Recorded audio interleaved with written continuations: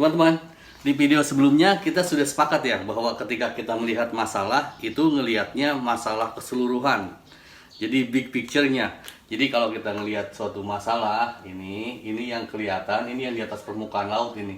Yang kelihatan, yang kita rasakan tuh ini gitu.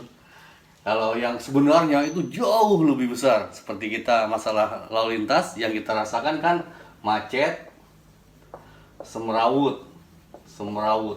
Ini kita udah terkenal ini di dua hal ini di Asia Tenggara, kita macet dan semrawut.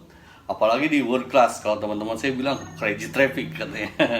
Itu ya kelihatannya. Sebenarnya ada masalah besarnya. Masalah besarnya itu yang perlu kita gali gitu. Saya tahu teman-teman juga tidak peduli, tidak terlalu ambil pusing, karena misalnya kita sudah juga bahas di video sebelumnya bahwa kalau transportasi itu adalah kebutuhan turunan. Anda butuh apa?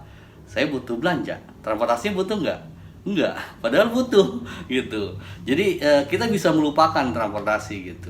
Itu yang prakteknya gitu. Jadi itu bukan kebutuhan utama, padahal itu utama banget, vital banget. Transportasi akan menjadi suatu hal yang vital dalam kehidupan kita berkeluarga, berkecamatan, bernegara begitu.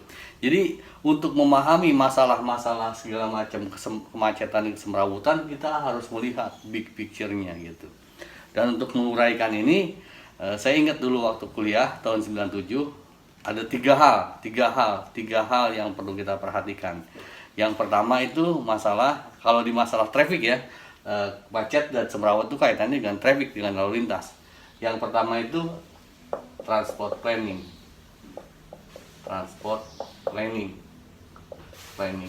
Jadi perencanaannya seperti apa gitu. Ini yang pertama. Yang kedua, traffic engineering.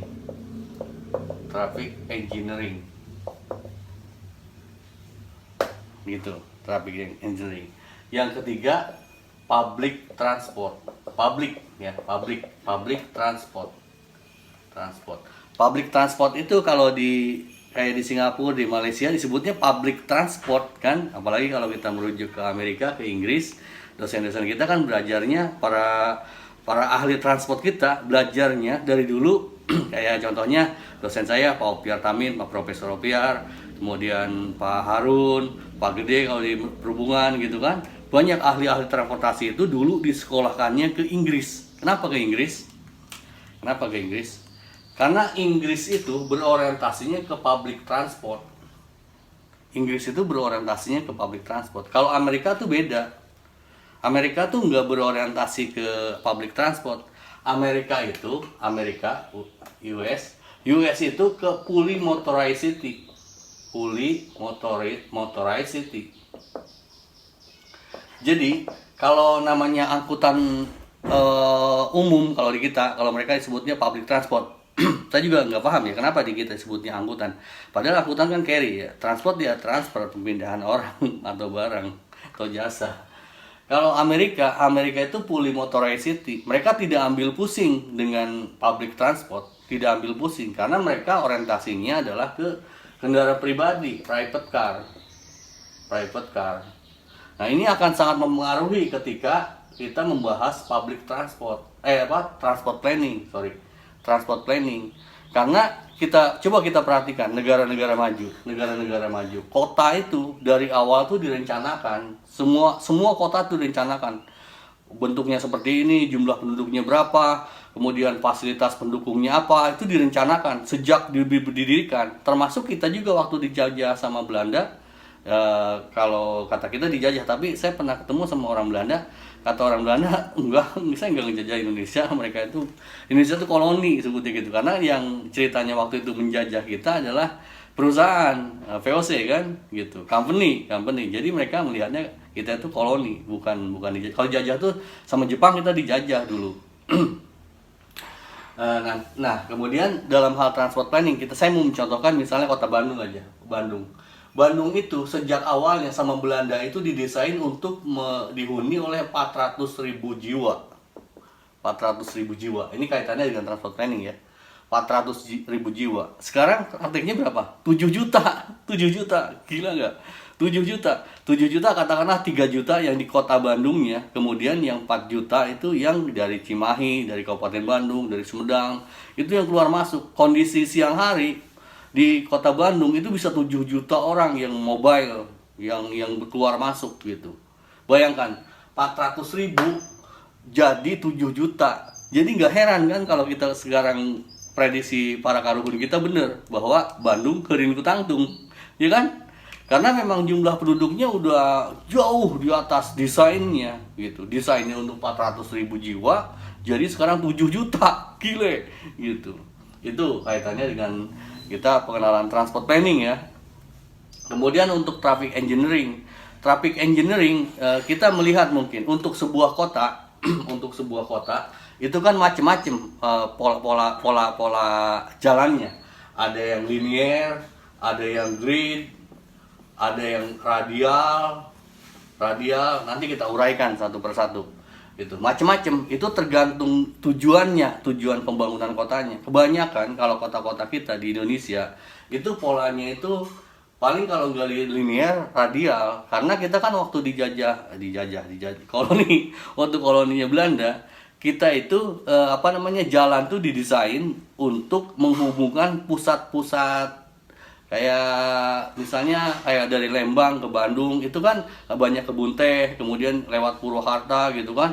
Kita kan tembakau kayak gitu. Itu kan memang untuk mentransfer atau mengirimkan barang-barang yang sifatnya bisa dijual oleh Belanda, kan begitu ya. Gitu. Jadi desainnya jadi seperti ini gitu. Nah, kalau kita sekarang di traffic engineering kita, kebanyakan kita orientasinya adalah angkutan orang. Ya silakan teman-teman koreksi kalau saya salah. Cuman kalau saya perhatikan dulu sama sekarang itu, kalau dulu zaman Belanda kita desainnya itu untuk angkutan barang, untuk pre-transport, untuk angkutan. Saya juga ini jadi kebiasaan kan angkutan ya. Padahal kalau di mereka bukan angkutan, transport. Ya, ya begitu, maaf kalau saya salah ya. Intinya pokoknya mereka itu nyebutnya transportasi bukan angkutan. Kita aja sebutnya angkut. Biasa ngangkut kali kita. Kayak saya biasa ngangkut, angkut gitu. Kemudian public transport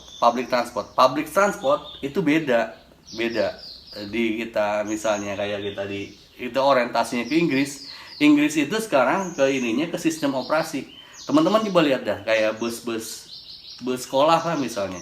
Bus sekolah di Inggris yang coach itu, yang bus sekolah itu buatan 1974 sampai sekarang masih dipakai.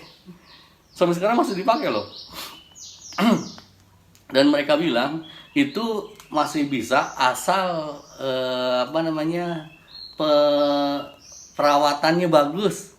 Kayak misalnya teman-teman saya juga banyak yang pakai mobil tua dan nggak masalah kalau perawatannya bagus. Tapi kalau perawatannya nggak bagus ya mungkin setahun juga remek gitu.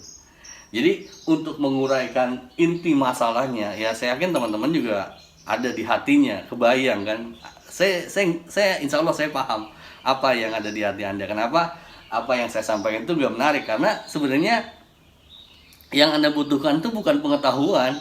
Teman-teman kan butuhnya hiburan kan.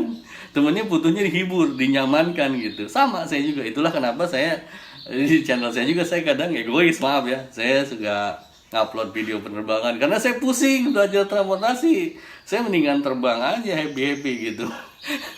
Jadi ya udahlah, kita saling memahami aja. Kira-kira kita mau untuk memahami masalah transportasi, big picture-nya, masalah besarnya gitu, kita akan menguraikan 3 hal. Pertama, transport planning. Yang kedua, traffic engineering. Dan yang ketiga, masalah public transport. Kira-kira kalau ada teman-teman ada pertanyaan atau ada masukan buat saya, silakan tulis dan komentar. Semoga transportasi kita makin ke depan makin bagus. Kira-kira demikian yang saya sampaikan. Terima kasih. Awesome.